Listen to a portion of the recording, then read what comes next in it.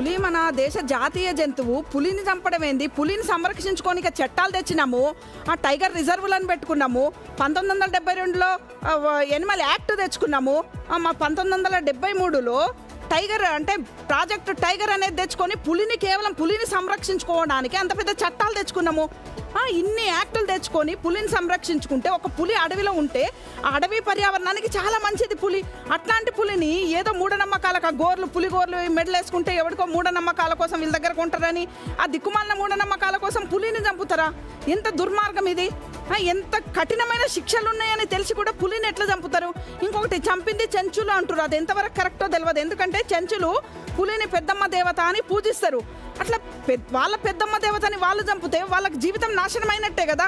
ఇప్పుడు in case వాళ్ళే చంపారు అనుకోండి, ఇప్పుడు వైల్డ్ లైఫ్ ప్రొటెక్షన్ యాక్ట్ ఉంది 1972, దాని ప్రకారం కఠిన శిక్షలు ఉంటాయి. ఇన్ని తెలిసి కూడా పులిని ఎట్లా చంపుతారు? అసలు ఎట్లా చంపబుద్ధి అయింది?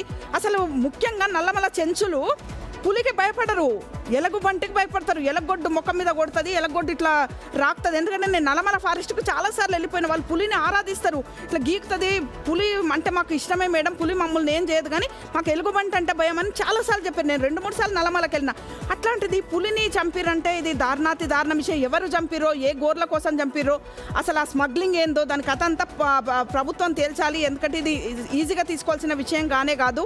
ఆ మూఢనమ్మకాలను కూడా అది చైతన్యం కల్పించాలి. పులి గోర్లు వేసుకుంటే ఏదో అదృష్టం వస్తుందనే మూఢనమ్మకాల నుంచి ఫస్ట్ బయటపడాలి అసలు.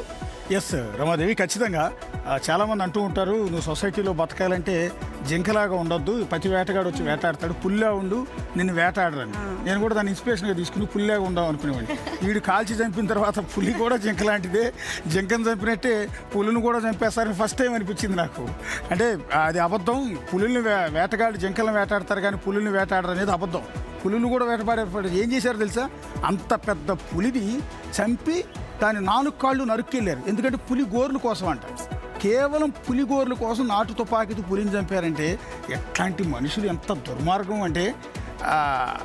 రెండోది, అసలు పులి భారతదేశంలో 1972 వైల్డ్ లైఫ్ ప్రొటెక్షన్ యాక్ట్ ప్రకారం అత్యంత రక్షణ పొందిన జంతువు. పులిని కొట్టడం, పులిని చంపటం ఇవన్నీ కూడా నేరాలు.